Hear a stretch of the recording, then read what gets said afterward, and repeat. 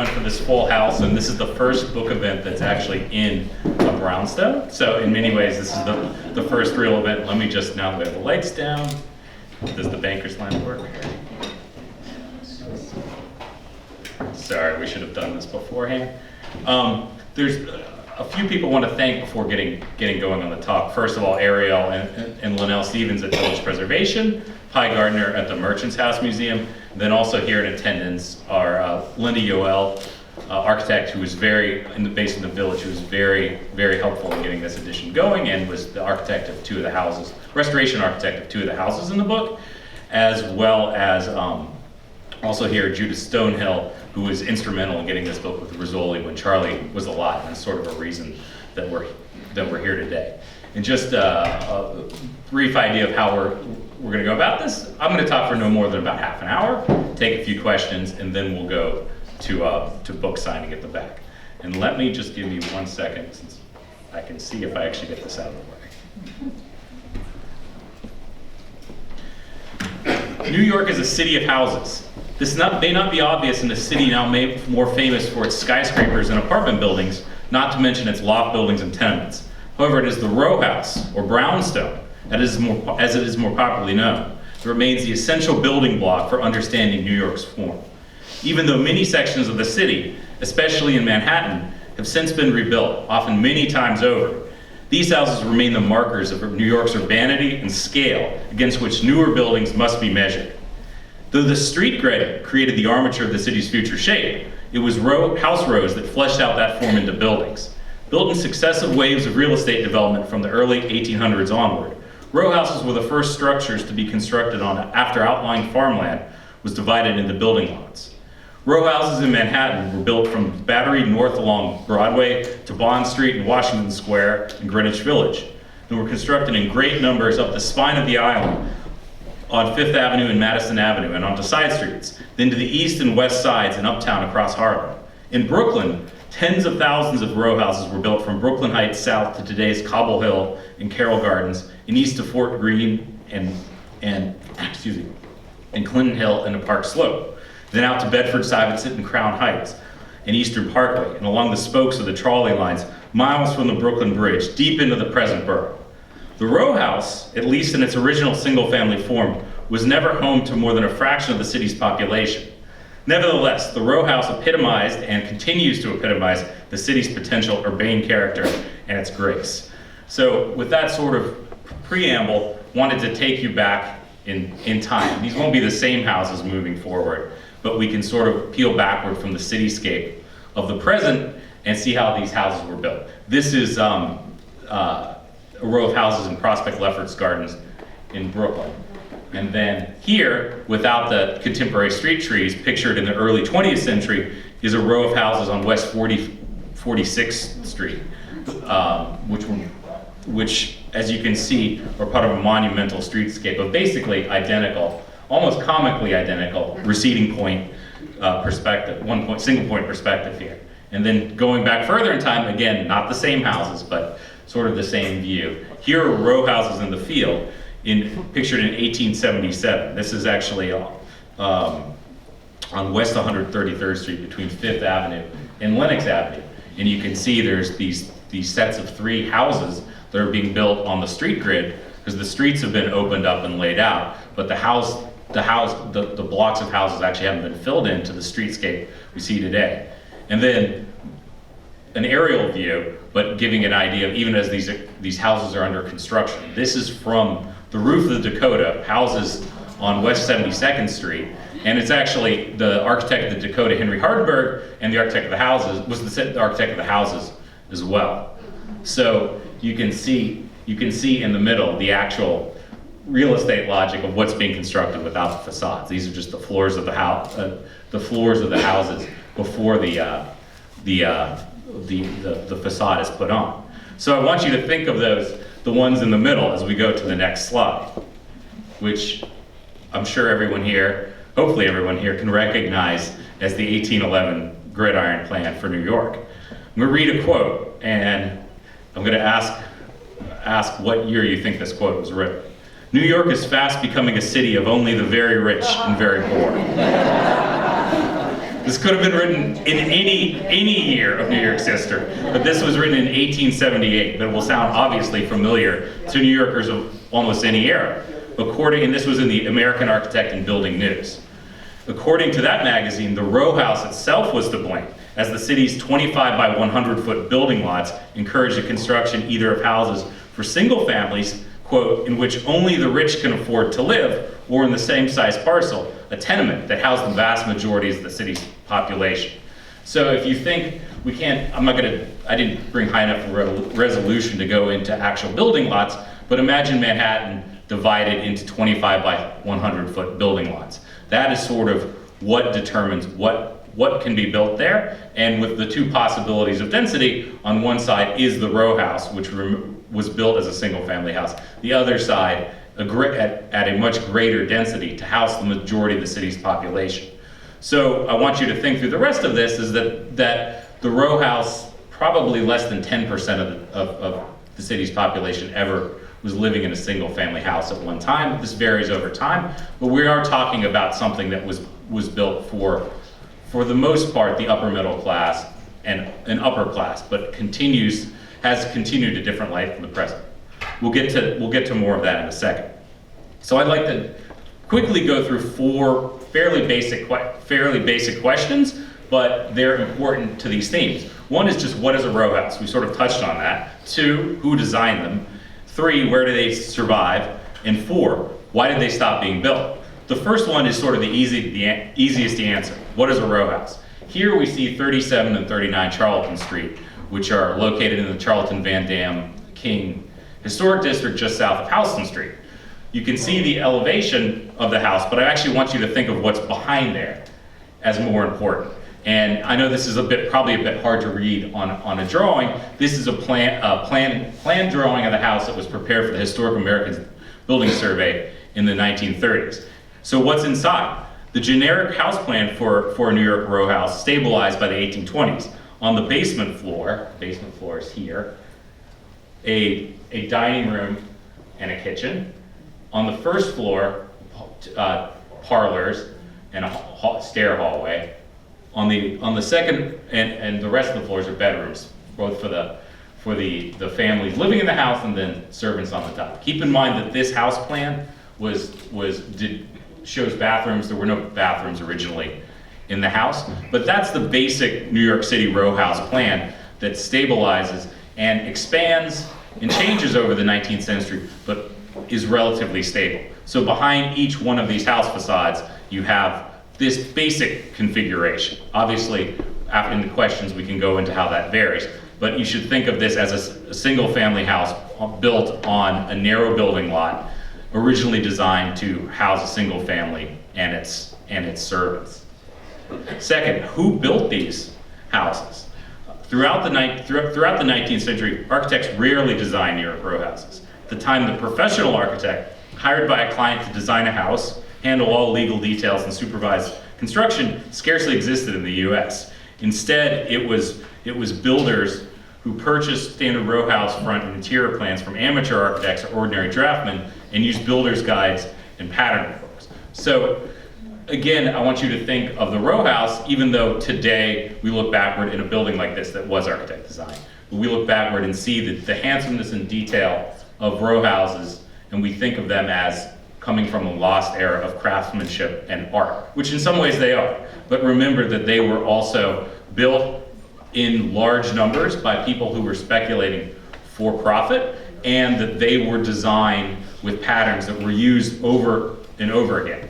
And what you have on screen is one of the most beautiful examples of this that found while researching the book. These are actually drawings by an architect active in Brooklyn Heights in the 1850s. This is found in the collection of the New York Historical Society. And he actually recycled his plan drawings into molding profiles for his houses. So when you open up the folder, you have some plan and elevation drawings which are reproduced in the book, but most of it is actually being cut up and used on site to construct the houses at the same time. The third theme, mass production and uptown movement.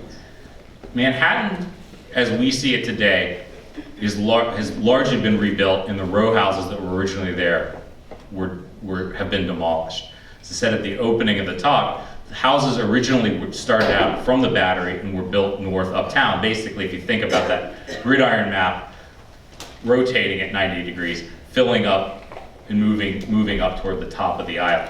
So this view is looking south on Fifth Avenue from roughly Union Square in 1857, and you can see the cityscape that goes back toward the Battery is one of row houses and a relatively uniform scale. What exists in Manhattan today has largely obliterated that cityscape, but if you go across the river into Brooklyn, and sort of the most significant contrast in the development of the two boroughs, separate cities at one point, is that Brooklyn, for the large part, its 19th century row housing survives almost intact, altered, but very little of it has been demolished for later commercial buildings and for apartment houses, to the extent that it has in Manhattan. And we'll go back to this at the end. This area in the Village is actually one of sort of the unique areas where you both have survivors of the very early 19th century cityscape meeting this mass-produced brownstone cityscape, and you can sort of see traces of all these eras at once. And then this is another slide that another photograph we weren't able to include in the book, but this is a photograph of a parlor on 15 Carroll Street, which is Bleecker Street. And as wealthy families moved further and further uptown, sometimes they would document the houses that they left. So this is a very beautiful parlor, a bit like the Merchant's House in character, that was documented right before, presumably, the owner, who was a wealthy stockbroker, moved farther uptown to a more fashionable neighborhood in Murray Hill, or even farther up in Fifth Avenue. And then, why did the row house decline? So the slide that you see here is a 1860s or 1870s brownstone front house on the Upper East Side. On either side are the rebuilt Georgian fronts of houses on the Upper East Side as individual wealthy owners disdainfully looked at brownstone and brownstones and brownstone the material as an unfashionable, and these houses themselves as obsolete. So it was only around 1900 that the apartment finally went out in favor of the row house, and partly because speculators in Manhattan could no longer make easy profits on houses. Real estate reality enforced a shift in societal mores. In 1903, architecture Herbert Crawley observed that high-stoop brownstone dwellings, like the one in the middle, had become, quote, extremely unfashionable, both in design and plan. So in Manhattan, after 1900 or so, the row house is really no more. Individual townhomes are constructed or reconstructed for wealthy clients, but the vast boom of development in 19th century Manhattan of housing is over. In Brooklyn, brownstone dwellings in updated styles continue to be constructed, but even by World War I, the long New York row house tradition, which had dominated residential construction for nearly 150 years, was dead. So that sort of brings us to the end of the history of the building of these houses, which is the story that's told in the book. The story that's not told, but wanted to go through quickly here, because it brings us up to why the book was written and why we're here today, is sort of this longer afterlife of the row house, both its decline and resurgence and re-interest. So this is a New York Times article from 1926, declaring that the brownstone era is drawing to a close. And to quote from the article, "Long blocks of these stolidly respectable houses are yielding to the record. Before long, the saunter who looks for the remains of old New York will have to look twice to find a brownstone front. In almost every cross street of central Manhattan, from river to river, the dignity of brownstone gives way to the shining new structures that rise higher." And it's almost impossible to get back into the frame of mind that viewed these houses as really execrable, obsolete relics of another era that deserved to be destroyed. But I'll tell you what this photo is in a second, but to quote Cleveland Rogers, planner Cleveland Rogers in 1943's New York Plans for the Future, written of course during World War II, he said, "Standing in solid rows, using every foot of frontage, even the best brownstone house districts are today potential slums. Tenements are at least designed for multiple family uses. Brownstone houses were not." And what you see on here is a photograph by Carl Van Vechten from 1939 of a whole front, very similar to that house row that we saw at the beginning, being demolished. Somehow, impossibly here, that they left the first story up here across the entire row before it's being destroyed. Really amazing view. And then you're probably familiar with Edith Wharton's famous line from the Age of Innocence. And before reading it aloud, keep in mind that Age of Innocence was written in 1920, but the book spans the Gilded Age. And this is actually Gilded Age architects themselves discovering how much they hated brownstone. Yeah. So she said, as you can see on screen, brownstone was the uniform hue, coated New York like a cold chocolate sauce, which I would, now in the 20th century, Alice B. Toklas actually even has a recipe for a brownstone front chocolate cake. So this has been made in some form and very, very literally. I don't know if anyone has actually made or tasted this. We should have potentially made it for tonight to see. But you can see this sort of afterlife decay and almost disdain for row houses and the city's 19th century heritage. Again, to quote from Edith Wharton, since she's so quotable and arch, in her 1934 autobiography, A Backward Glance, she described these brownstone front houses of Fifth Avenue of her post-Civil War childhood with contempt. She said that they had a desperate uniformity of style. Not untrue, but at the same time, there was a counter-movement of appreciation of New York City's early architecture, especially of its row houses. So the first example we have of this is Montgomery Schuyler's Small City House in New York from 1899, which you see on the screen. And he said, I'll quote, he said, "The old New York streets were neither dark nor unlovely, positively attractive by reason of architectural tradition that had grown up among the mechanics. The houses were more than decent. They were elegant." And in this is even as the last Gilded Age houses are under construction, Beaux-Arts houses, the turn of the 20th century, is that Montgomery Schuyler, who in some ways is more of a snob than Edith Wharton, if it's possible, we'll talk about that later, is actually looking back to the early federal tradition in New York and to these early houses as this era of very handsome and elegant, and he doesn't use the word, but what we call now vernacular architecture, because he's appreciating these houses not flowing out of an architectural tradition by masters, but by one of craftsmen and people that we almost subconsciously were building something that was better than anyone else could do in the present. Now, if you go through this entire article, he hates Greek Revival, even though the houses are pretty similar. So it's not like he's a proto-enthusiast in all senses. So there are other attempts to look at row houses in history. On the left is a handwritten thesis from the 1940s about the early house in New York. And on the right is Ada Louise Huxtable's 1964 classic New York, which if anyone here hasn't read it, you should. It's one of the great small books about New York City and really one of the direct inspirations for this book. And I want to quote Ada Louise Huxtable because Ada Louise Huxtable is a better writer than anyone else on New York City's architecture. So she said, and she makes an argument for preservation, which I think will be familiar to a lot of people, but putting in the context of these early 19th century buildings. She said, "These accidental and anonymous survivors of the city's early years may be gone before this guide ever reaches the reader's hands. Some can and should be saved. Some are beyond saving. All are a special problem in preservation, for they are not monuments or masterpieces, but a more modest part of the city's original fabric. They rank as, quote, street architecture, rather than as landmarks. Built as part of the street, they continue to live as part of it. Even in incongruous transformations, in isolation, they lose their meaning."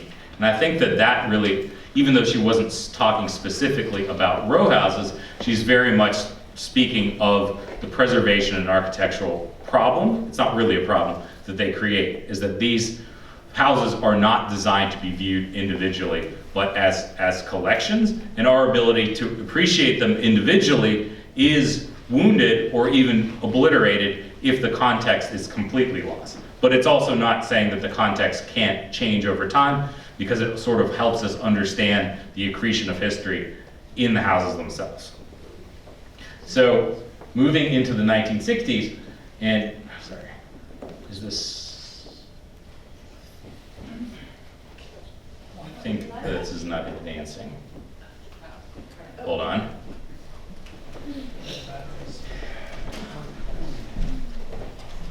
Someone hit the white arrow. Sorry. I think that's going to be the easiest, unless the thing is frozen. Oh, great. This is actually from the early 70s, not the 1960s. But this should put you in the mind of the context where Charles Lockwood created the original version of the book. I think many of you are familiar with the early editions of the book, so just give a brief summary of his relationship with the subject and why the book was written initially. Charles was born in 1948, and in the late 60s, as a student at Princeton, he would actually go into the city to stay with house owners. And he went to Donnell Library. This is sort of his account of going into the library in the summer of 1969. Where could I find a book on New York brownstones? I asked at the reference desk. We don't have one, the librarian said. It's never been written. Are you sure? I asked, somewhat surprised. I'm sure, she replied. So the book actually came out, sorry here. Go one forward, actually, I think. Yeah, one more. Oh, takes a village. So just around the corner from here, the book started out as his senior thesis at Princeton, which he really, even though he researched in the libraries, a lot of it was researched on the street. And here on March 6, 1970, sorry for the technical difficulties here. On March 6, 1970, Charles and the original photographer of the book, Robert Meyer, were photographing Greek Revival doorways when the Weather Underground accidentally exploded the bombs destined for Butler Library. So Charles and Robert's photo made the front page of the Times the next day. And then in 1972, go forward, the first edition of the book was published. So over the years, the book has come out in various forms. So the first two on the top were the 72 and the 80s edition, and then some of you are also probably familiar with the last edition that Charles had a hand in the early 2000s, which was reissued with some color photography. So I came in to the story rather late in Charles' life. I began working. Should this be working now? Yeah. Okay. Okay, there we go. Sorry about that. So I started working with Charles in 2006 as a graduate student. And Charles had this long dream of finishing the book in some ways. If you're familiar with earlier editions of the book is this comprehensive, almost encyclopedic history of New York houses up to 1870. And then there's a very, very rushed final chapter covering every single style of house after that. It occurred this way because he ran out of money and ran out of research time. And since that book had never been published before, it wasn't a deficit at the time because it was never a comprehensive history of Federal, Greek Revival, Italianate, Gothic Revival architecture in row house form in New York City. Over the years, it became evident that this was a great deficiency of the book, not only historically, but because the great majority of row houses that survive in the city are actually from this post-Civil War era. Especially as you go deeper into Brooklyn, the mass production of houses is really in Bedford-Stuyvesant or Crown Heights, or all these later eras that weren't covered. So when Charles died in 2012, he gave me the incredible and scary honor of trying to put together a new vision for the book. So this came together slowly over the years, and just want to highlight three elements and sort of how the book came to be the form that you'll see it today. One was restoring the balance of these post-Civil War row houses into the history of the book. So we started looking at Queen Anne, Romanesque Revival, and later into Beaux-Arts houses, and needing to go out into the street and photograph them.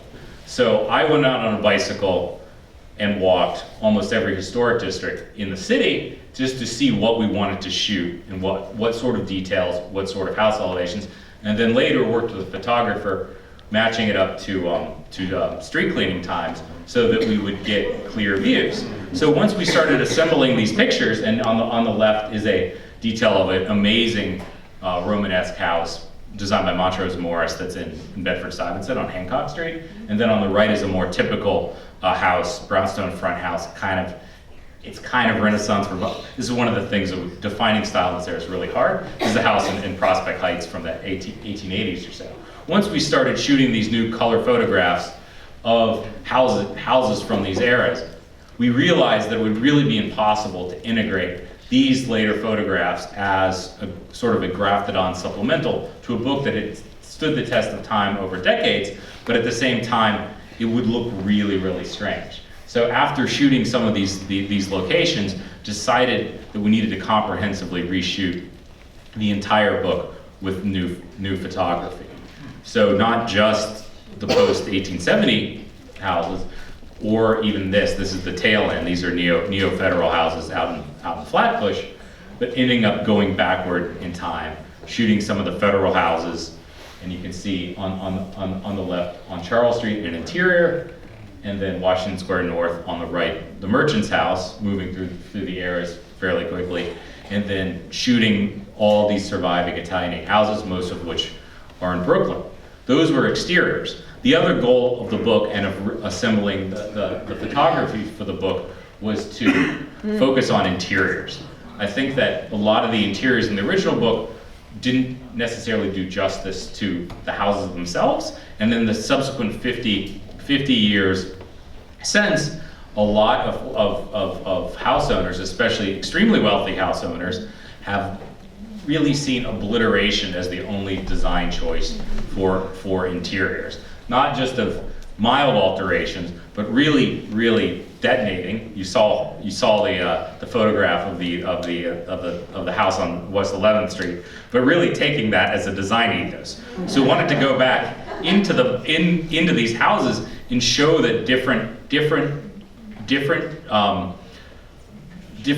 finishes, designs, furniture were all appropriate. There wasn't one correct way to do this, but it was possible to live in these houses in a modern way, not in a period way, but not to disrespect them and leave them for future owners. So just to go quickly through some of them, this is a house in Park Place in Prospect Heights. I have to salute the photographer Dylan Chandler, who did an amazing job. On the left, it's a very large house, but in some ways this is also a completely typical doorway and vestibule. And it actually here looks kind of like this amazing labyrinth has been opened up that you're about to enter into. And the same thing with the doors, the walnut and mahogany doors into the parlor. And another house on West 12th Street. Both of these are Linda Yoel's projects. I have to shout out how amazing these houses are. This is obviously a more contemporary decoration, yet still appropriate to the house. And then there's obviously there's no way to be encyclopedic about modern ways to decorate or finish a house, but again, wanted to show that there's a respectful way of white walls, leaving the trim intact, which I think today would strike as somewhat more modern, or sort of the exact opposite on the left of sort of this fantasia of wallpaper in Bed-Stuy. You can see more when you open the book. Or on the right, Otis Pratt Pearsall's house on Willow Street, which is very much a recreation of what that house would have been like in the early 19th century, but still at the same time an incredibly comfortable, homey place that doesn't feel foreboding or museum-like at all. So if you haven't leafed through the book yet or see it, that this was really one of the main emphases of the book is to get people, for lack of a better word, lured in by how pretty these things are, and to reach a wider audience than just architecture and preservation buffs that might believe that there's another avenue for their houses besides, again, total obliteration. And remember that landmarking protects house exteriors, it doesn't protect house interiors. There's no real legal mechanism for anything to protect private house interiors. At the same time, you want to have this in people's minds as they inhabit these houses. Just a few notes on where we are and closing remarks after that. Just wanted to get you in the mindset of what Lower Manhattan was like, or Manhattan below 14th Street was like before apartment buildings and commercial buildings were built. The Salmagundi Club is the only survivor on Lower Fifth Avenue of what Lower Fifth Avenue originally looked like. It was developed from really the late 1840s, mid 1840s onward, when the avenue was filled with true mansions, not just 3-bay wide standard row houses, but 4-bay wide houses like this that were individual, sometimes even freestanding mansions. As the book notes, that this house was built in 1852, 1853 for a coal magnate, but was actually so unimportant on Fifth Avenue at the time that wasn't mentioned in any guidebook at all. So you can sort of see traces of the surviving era of Fifth Avenue in this amazing book published in 1911 called Fifth Avenue, New York, From Start to Finish, which is a panoramic view of both sides of Fifth Avenue from Washington Square up to Harlem. And I don't have time to show you all of them, but it's sort of an amazing capsule too of seeing what New York was like at the tail end of the construction of any row housing, where on Lower Fifth Avenue you have these mansions and you can sort of peek to the side streets to see these row houses. That's still the predominant on side streets in Midtown, but in today's Midtown it's been taken over by commercial buildings. Then as you move farther up to today's Upper East Side, there are grand freestanding mansions, and again, snips of row houses on the side streets, but in many ways, a very unrecognizable, at least in districts like this. So we can see on the left, the text is too hard to read. Let me use the pointer here. But this is the east side of Fifth Avenue, and then can anyone identify the Salmagundi Club on here? It's on the bottom lower left. both cold. It's actually hard to make out, but I believe it's right here. Right? So you can imagine the streetscape before all the apartment houses were built. And again, not to say that the building itself isn't noteworthy. It's an individual landmark. It's completely amazing. In the context of the architecture of its time, it doesn't necessarily stand out. And just wanted to provide you a couple more views, really for fun. On the left is Bernice Abbott's photo from 1937. Her collection is called Changing New York. I'm sure many of you are familiar with those photographs. The amazing thing about Changing New York, and a lot of it due to the success of landmarking, is that many of the things in Changing New York haven't changed since then at all and are completely recognizable today. I don't think that this looks very much different than everyone entering here today. On the right, again, a view from a tax photograph from the 1980s. I just thought I would include this with an audience of preservationists, as everyone is used to seeing the 1940s tax photos in high resolution. The 1980s tax photos are really fun to look through as well, because the reference photos are on this sort of super low res laser disc. And the other reason I included this is that going back and forth between the two, you've got the early motor car here, is that, as I said, the greatest challenge of creating the book and of photographing the book, both the original edition of the book, which had no cars in it, and the current edition, is timing everything to street cleaning so that you don't have any automobiles appear in there. Because what dates a photograph of a building quicker than an automobile? So you got the tail end of a 80s Chrysler minivan there.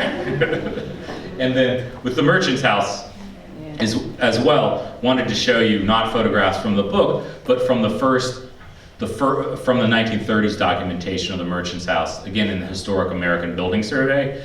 I think many of you are familiar with the history of the Merchant's House. What makes the Merchant's House so amazing is that the house was built in 1836, purchased by Seabury Treadwell in 1840. His youngest daughter was born there in, Pi, help me on the year. 1840. She was born in 1840. House was built in 1832, Pat. I'm accelerating, sorry. He purchased it in 36, right? 35. 35, all right. That's usually my role to do the correction, but built in 1832, sorry. She was born in 1840, died in 1933. So lived in the house her entire life, and all the furnishings there reflect the house from that era. So there are very few things that are true time capsules, but this is a true time capsule of another era of New York.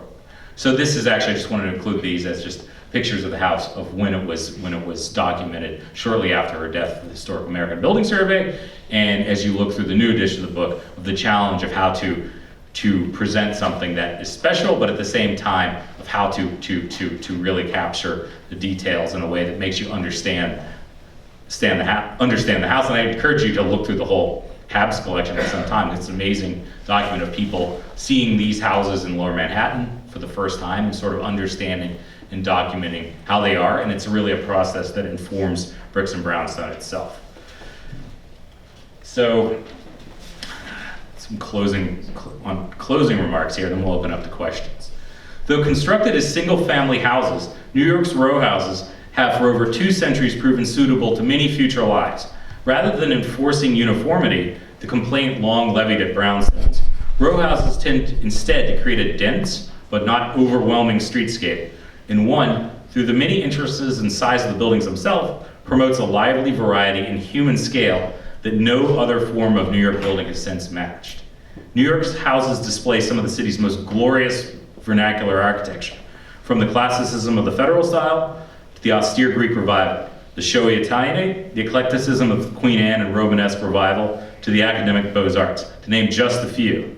Together, where they survive, these houses form what is part gallery, part library, part stage set, but also more than all these things combined, since beauty, history, and scenography together create the cityscape in which we live our daily lives. Today, as New York continues to be rebuilt into even taller and more crystalline form, the skyline and streets of boom areas suffer from a placelessness which has perhaps less to do with the architectural quality of the buildings themselves than their disconnect from the city from which they spring. New York, of course, has been and always will ever be ever-changing and dynamic. But this historic cityscape must continue to undergird the spiritual as well as the real city. And to return to Ada Louise Huxtable, but I love this quote so much. Ada Louise Huxtable in Classic New York, she said, quote, "A city, in its most real sense, is its buildings. The structures that its inhabitants have erected for their use and pride, even the buildings that have come and gone, and the way in which those buildings are disposed upon the streets and squares, are the source of its personality, its style, its distinguishing stamp. The brownstone, or the row house, remains, and hopefully will remain for centuries to come, the architectural foundation of New York's collective sense of identity and place." Thank you.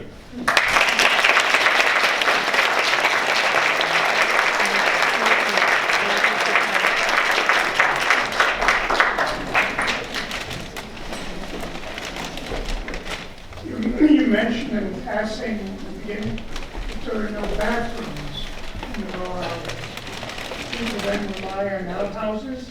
There were privies in the rear yard. So every pretty row house, townhouse yard of today, before a certain era, if you can imagine it being a space completely devoted to non-pretty uses, mostly the privy and other functional.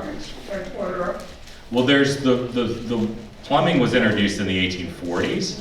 So that's sort of the era where that starts to transfer over. Most of the wells were not private in-house backyards. It was still public wells, which were contaminated. One of the reasons for the introduction of water. So the housing stock in New York has changed kind of dramatically in the course of the last 15 years. We see more buildings being built with clear fronts, and privacy is no longer cherished. Row houses are the epitome of privacy and intimacy. So do you see this trend towards, more exposure, if you will? Is that going to have a long-term impact on people's appreciation of the brownstone? And ultimately, does that pose a risk to preserving brownstone? Let me think about that for a second, because I haven't thought of it that way. I would say that in some ways that apartment buildings, whether they're fronted in glass or in masonry as a traditional apartment building, it's still part of it is about what's behind there. and there's I didn't have time to read a quote, but there was a description of the end of row houses in the early 20th century of people going to live in honeycombs instead. And I feel that glass-fronted buildings, you in very literal way see the honeycomb of dense urban construction. I hope that it actually makes people appreciate what's by contrast But as wasn't well. that your point earlier, that at that period in the 20th century, people were done with brownstone? There was all sorts of articles published about how they were, relics of the past, etc. I mean, when you look around at the room, like most of us have gray hair. But you don't see a lot of, like millennials sitting here fascinated with brownstone. So There's a contingent on the other side of the room. I can speak up. I think that there is actually a great interest in historic houses still. It's just obviously these things are generational in character and change over time. I think that where houses in the city remain relatively, the relatively is always in quotes because it's New York City, relatively affordable, there is sort of a great interest in there. As I said at the beginning of the remarks, that Bed-Stuy is really where you have thousands, if not tens of thousands of houses of sort of more modest character, and I think that there's very enthusiastic community there of all ages that appreciates the houses, but also don't see them in a museum-like setting. It's really a question without an answer. I don't really know. This might be inviting a bit more of social commentary than architectural. There's been a process of gentrification where home buyers have managed to evict people who've lived in units that have turned into multi-family homes. And from a social point of view, it's somewhat negative that many people lose their home. From an architectural or historical point of view, it's been attractive in many cases that the new owners have restored the homes. Now we have a process which has gone another step where owners are buying 2 units or more, restoring 1 unit and then not restoring stoops and other elements in the other building, so we no longer even get the benefit of a real restoration. Can you comment on the... Well, I think that, again, this is such a vast question that I could answer it in a lot of ways. I think I would just actually deflect it backward to thinking of the ultimate ability of these houses to be adapted over centuries, even as they're declared obsolete, and sort of because they're simple in many ways, they're adaptable to different uses. It doesn't get into the economics of the ownership question, but there's a great book written by Peter Blake called Form Follows Fiasco, and it's a critique by a modernist architect of modernism, who's sympathetic, but he actually says that purpose-built buildings are actually adaptable buildings are the least adaptable, and earlier purpose-built buildings are weirdly adaptable. And I think this applies to the brownstone and the row house in general. If you had thought that a single-family house from the mid-19th century would be at all useful in any way in the future, I think that people in the past would have thought it was crazy, and that's sort of the reason for them falling out of fashion. I think that the economics of it, there's no one answer to this, so I think that, again, point back to the line about New York being the city of the very rich and the very poor. Unlike almost any other American city, New York City has had a relatively continuous housing crisis for 200 years. I think maybe longer, but definitely going on 2 centuries. So the solutions to how to house people in New York are extreme, and when you layer wealth on scarcity, all sorts of distortions become possible. But again, the row house itself was kind of that distortion originally, because even in the 1830s, 1840s, everyone was like, why are we building single-family houses when land is so expensive? Like, we should just have boarding houses for everyone. But it took another half century for apartments to really be adopted. I think it's interesting, the concept of the row house and the round house, brownstones still there, because when you see in suburbia, all these attached townhouses have the same exact layout in a way. You know, we go in, the bedrooms are upstairs and this and that. basically kind of the same floor plan that they used for this. Now, this is suburbia, this is not, you don't see this in New York, you see this, out on the island, in Connecticut, and stuff like that. And a lot of the retirement communities are built that way also. Well, I think that the book that hasn't been written, to my knowledge, that would be helpful is just to put this in the context of other row housing in other American cities and worldwide. I think that, to me, it's sometimes sad to see row houses in suburbia because they're not built on the street. And as you saw at the beginning, is that these are about individual houses that gradually come together and form a city and a street. And a set of houses just off of a highway doesn't form together in the same way. I think that, and this would sort of also answer the previous question a little bit, what's interesting about New York compared to the fate of row housing in other North American cities is that in some ways it's much easier to adapt housing that was built for the upper middle class or for the wealthy. One, just because of the size of it, but also just because of the nature, the divisibility of it, but also just the neighborhoods. If there is demand for any housing, it's much more suitable to conversion to mini apartments. If you look at a city like Baltimore or Philadelphia, which has many more row houses than New York City, or I don't actually have the numbers done, that's for sure, but they're tiny, small houses that aren't actually that desirable for any modern dweller because it's a much more limited, original worker housing. So it's not really an answer, but just a thought. I was just wondering if you knew how many, what the attrition has been between what came out in '72 and now in terms of row houses in Manhattan. I think that not to rely on Ada Louise Huxtable as a crutch, but one of the things that she has a great essay about side streets in Midtown Manhattan, of these being converted row houses, and some of the commercial vitality comes from the fact that there are all these little storefronts in Midtown. So I actually think that the greatest loss is not among residential neighborhoods. There may be alterations, disfigurations that we don't like, but sort of almost the greatest loss are things that weren't even on people's preservation radar at the time as intact, but that sort of use of these houses that were built for Whartonian characters in the 1870s, 1880s, that were shops and apartments later, and as that has been reconstructed into skyscrapers and bigger commercial buildings, you've lost that street vitality. I mean, this is again basic Jane Jacobs, small buildings, many small buildings equal more vital streets, but you're never going to recreate a row of 20-foot wide buildings after you build two big ones.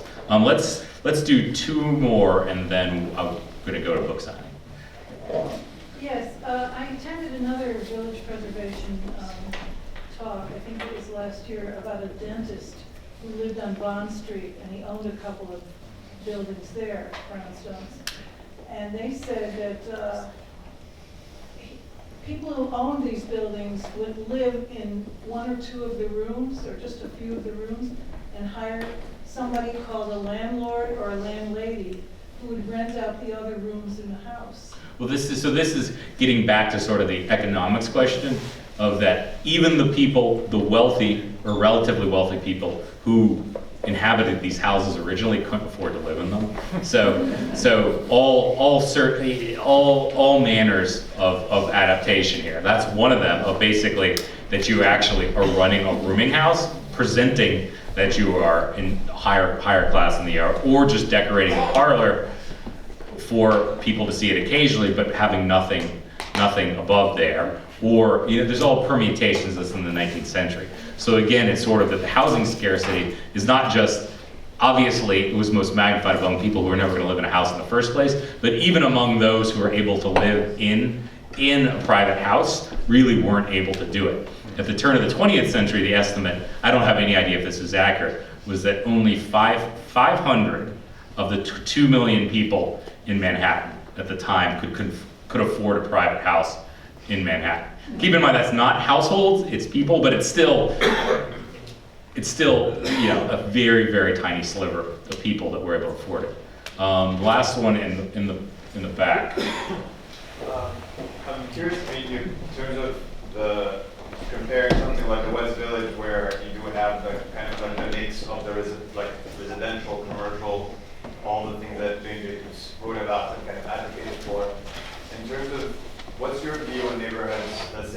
Capitol Hill or in Brooklyn, where you do have great and beautiful row houses, but you don't have, I mean, you have very wide blocks, you don't have any mix of commercial with residential. Do you see, what's your view on, like, I'm not saying to like change that significantly, but refashioning in terms of a mix of what's commercial on a local scale in the neighborhood? Or do you just leave it as is and people live and adapt? I think going to answer generically to bring it out to the rest of the city is that it's one of these New York City issues, period, is that if we were designing the perfect New York City, it would look nothing like the New York City that we have. So we would have service alleys. We wouldn't put our trash on the street. We would have small public parks and squares, and it wouldn't all be in a street grid. We wouldn't have these wide blocks. It would be perfect to have a dry cleaner and stuff in mid-block and some of these blocks, but it's such a complicated legacy, and I think that's sort of one of the things I hope to get across is that we are inhabiting and rethinking and readapting a city that was built for entirely different people in different eras, and however much other forces want to destroy that or recreate it, or however much preservation protects it, it's the reality for most of the city regardless. So this is sort of knowing where these buildings come from, why they were created in the shape they were, how they came down to us today, sort of allows us to ask these questions about the city we live in today, hopefully improve it for the better. With that, I'm going to go to the table at the rear to sign some books. Thank you for your